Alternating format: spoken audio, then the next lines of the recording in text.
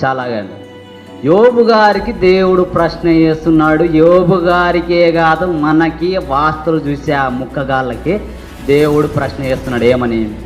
అరే, ఈ వాస్తులు చూసే వాస్తుగాళ్ళ, నేను భూమికి పునాది వేసేటప్పుడు మీరు ఎక్కడున్నారా అంటే మీరు వాస్తులు చూసే వాళ్ళు చెప్పగలరా? బైబిల్లో శాస్త్రాలను మించిన శాస్త్రవేత్త ఒక ఆయన ఉన్నాడు. ఎవరు?